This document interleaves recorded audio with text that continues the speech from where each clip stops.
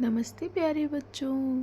मैं शीतल आपकी टीचर आज फिर एक नए अध्याय के साथ आपके सामने उपस्थित हूँ। तो आज का विषय है हिंदी व्याकरण और उपविषय है संज्ञा के विकार या डिक्लेंशन ऑफ नाउन। संज्ञा शब्द विकारी होते हैं। विकार से हमारा अभिप्राय है कि संज्ञा शब्द में कुछ भेद या अंतर किए जा सकते हैं। इन विकारों के 3 कारण हैं। पहला है लिंग, दूसरा है वचन और तीसरा है कारक। तो आज हम लिंग का विकार के बारे में पढ़ेंगे। तो पहला प्रश्न है, लिंग विकार से आपका क्या अभिप्राय है? तो इसका उत्तर है, लिंग विकार से अर्थ है लिंगों में भेद करना। इस भेद को समझने के लिए हम इसे 2 लिंगों में समझते हैं। पहला है स्त्रीलिंग और दूसरा है पुल्लिंग। तो हमारा अगला प्रश्न है कि स्त्रीलिंग किसे कहते हैं? इसका उत्तर है, स्त्रीलिंग शब्द हमें स्त्री जाति का बोध कराता है, इसलिए इसे स्त्रीलिंग के रूप में जानते हैं। इसका उदाहरण है, आर्या हमेशा खेलती रहती है। तो इस वाक्य में विशेष क्या है?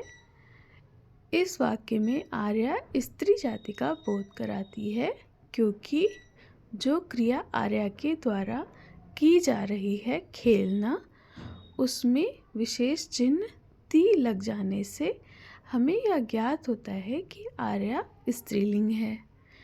इसके अतिरिक्त कुछ शब्द ऐसे भी होते हैं जिन्हें देखकर तो नहीं लगता कि वे स्त्रीलिंग हैं, पर वे स्त्री जाति का बोध कराते हैं और वे स्त्रीलिंग होते हैं।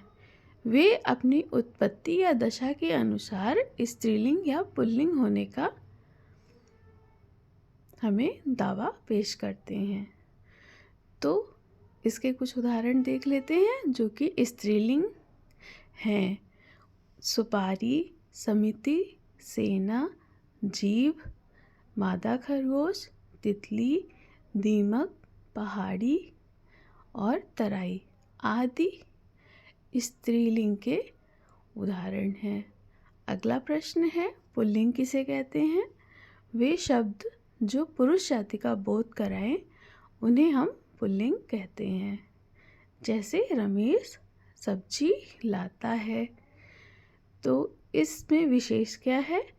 इस वाक्य में रमेश पुरुष जाति का बोध कराता है, क्योंकि जो क्रिया रमेश के द्वारा की जा रही है लाना, उसमें ता जुड़ जाने से हमें यह बोध होता है कि रमेश पुल्लिंग है। इसके अतिरिक्त कुछ उदाहरण और भी हैं जो हैं तो पुल्लिंग, पर उन्हें समझने के लिए हमें उनकी उत्पत्ति तथा दशा का बोध होना चाहिए। इसके कुछ उदाहरण इस प्रकार से हैं, जैसे समुदाय, परिवार, समाज, बाल जिन्हें हम केश भी कहते हैं, नाखून, गरुण, मच्छर, नर, मक्खी, हिमालय, आल्पस, काल, रविवार, ब्रह्मांड, द्वीप, देश, सूर्य, टीला आदि। तो आज हमने लिंग विकार के बारे में पढ़ा। देखिए, मैंने आपको बताया है कि क्रिया में ती या ता लग जाने से हम इस बात का निर्धारण कर लेते हैं कि वह शब्द स्त्रीलिंग है या पुल्लिंग है। लेकिन यह जो मैंने आपको रूल बताया है या जो नियम बताया है, ये हर जगह कारगर नहीं होता है। हर जगह इसको नहीं लगा सकते हैं। कुछ जगहों पर तो ये आसानी से हमें बोध करा देता है कि जो संज्ञा शब्द है वो स्त्रीलिंग है या पुल्लिंग है, पर इसे हम हर जगह अप्लाई नहीं कर सकते हैं। और कुछ शब्द ऐसे भी हैं जिन्हें हम देख के ये भी पता नहीं लगा सकते हैं कि ये स्त्रीलिंग है या पुल्लिंग है। इसलिए मैं डिस्क्रिप्शन में आपको एक PDF या एक अटैचमेंट दूंगी जिसको पढ़कर आप ये पता लगा सकेंगे कि यह शब्द स्त्रीलिंग है या पुल्लिंग है। उसके कई कारण हैं, उसकी उत्पत्ति या दशा उसके कारण हो सकते हैं।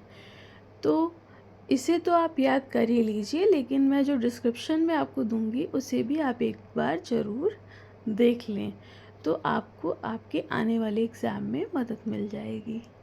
तो आज का वीडियो यहीं पे समाप्त करते हैं। आपको कैसा लगा आप मुझे कमेंट करके ज़रूर बताइएगा। अगर कुछ कमी है या जो भी है तो वो आप मुझे ज़रूर बताइएगा। ओके, थैंक यू प्यारे बच्चों, बाय बाय।